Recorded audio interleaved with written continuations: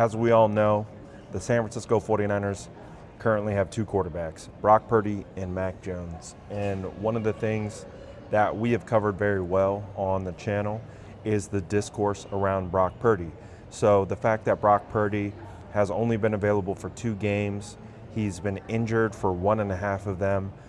He's had some turnovers, didn't play his best ball against the Jags, obviously wasn't right, and as we've heard, kind of re-aggravated that injury and could potentially miss an extended period of time as a result.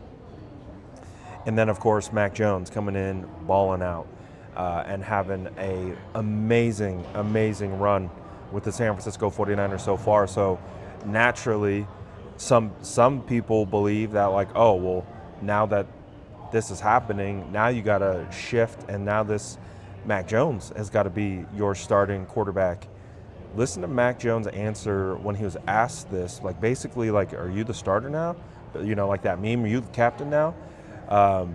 Take a listen to what he said, and I think it's extremely refreshing to the conversation that we're obviously going to be having for a majority of the year. Take a listen right here. There's a report that Brock could be out a few more games.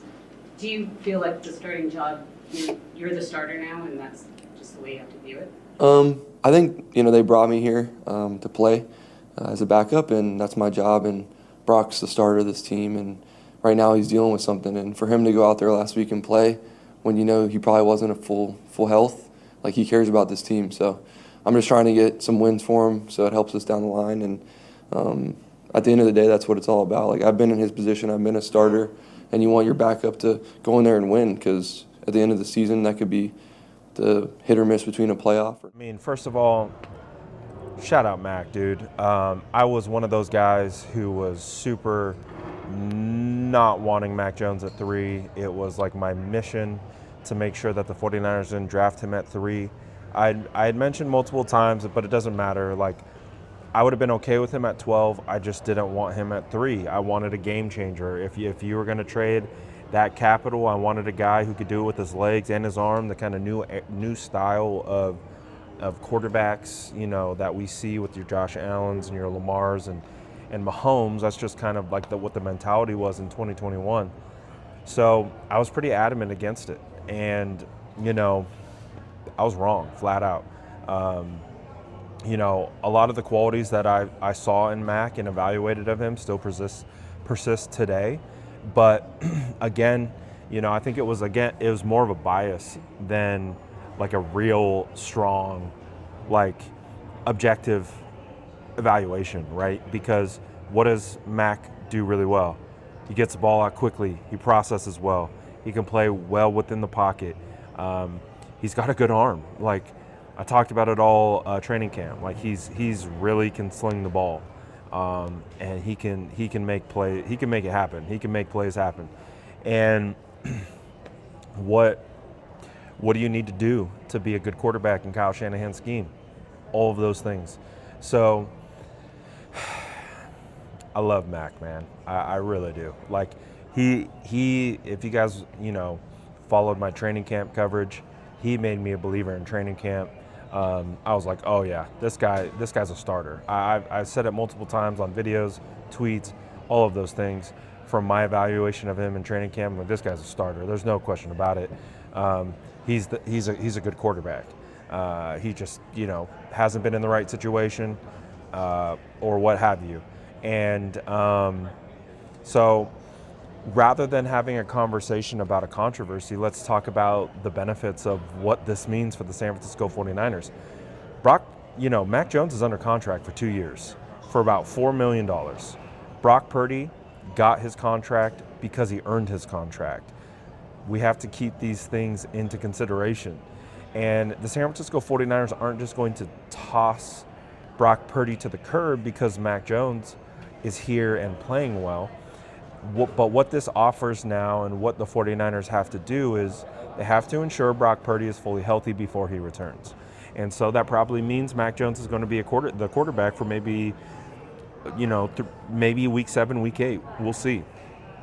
But ultimately, my take on this situation is it's not a controversy, because in these situations, money talks. And we know what it is. The 49ers told us who the quarterback one is with their paycheck, with the check that they cut to Brock Purdy. So I'm not concerned about having a conversation about a controversy. Now, if this was in Brock Purdy's contract year, obviously that changes the circumstances. That changes the reality of that conversation, because then the 49ers would have more data to be able to make a decision on paying Brock. But that's not where we are. So we're not going to have that conversation. And as a result of that, until otherwise specified, this is Brock Purdy's team. Now, I'm not going to sit here and say to you either that it's just, there's never in the history of mankind has a franchise quarterback been knocked down by the backup. I mean, look at Drew Bledsoe and Tom Brady. Drew Bledsoe had just got paid, I think, the highest he was the highest paid player in the history of the NFL the year that he got bumped for Tom Brady. I'm not at all saying that this is the same situation, just providing context, objective context, that yes, these things happen. Guys have been paid and have lost their jobs, but it is way too early, way too premature to have that conversation considering the situation. So the way that I look at it, the way that I'm viewing this is that this is a great issue to have. This is so much better of an issue than, Brock Purdy going down and Josh Johnson is your backup quarterback. So in all honesty, I'm perfectly fine. I've already seen some of the national media kind of making. I think it was Shannon Sharp kind of talking about Sharp, because he's been a guy who's kind of been outspoken, and kind of talking about Brock Purdy and his abilities and maybe not being as good of a quarterback as many believe. So he's been on that side of the fence of the Brock Purdy conversation. So it's not a surprise to see those people really gravitate to this topic, because let's face it, it's been a huge driver in NFL media conversations for the last 3 years. I mean, look at Cam Newton and his rise. His podcast got massive recognition after we amplified it for what he had to say about Brock Purdy. Honestly, that was a huge turning point in his podcast and his relevance as a commentator in this space. So again, I don't believe there's a controversy, and I do believe that Mac Jones is a starting caliber quarterback. Said this multiple times. I'll continue to say this.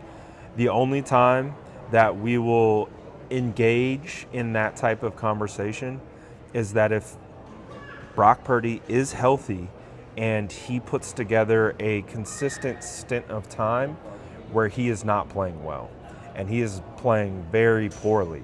And if that period ever comes where we're on like a 4-game streak of Brock Purdy with just playing really, really poorly, then those conversations will be more natural.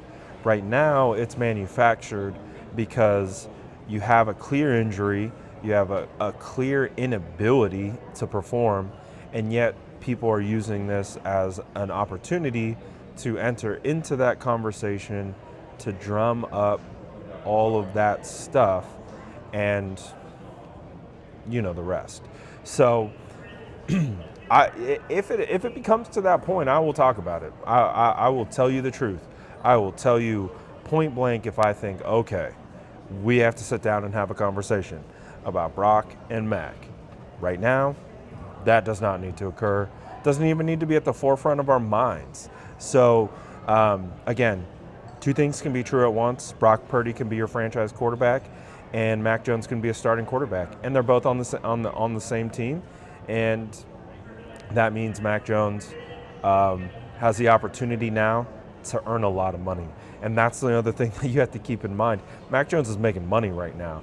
So rather than thinking of this as a quarterback controversy, think of this as the 49ers have their franchise quarterback, and their backup could potentially wield a high draft pick if he were to be traded this offseason. That's the way that I'm looking at this. I'm thinking of like, okay, because I don't believe the 49ers are going to move off Brock.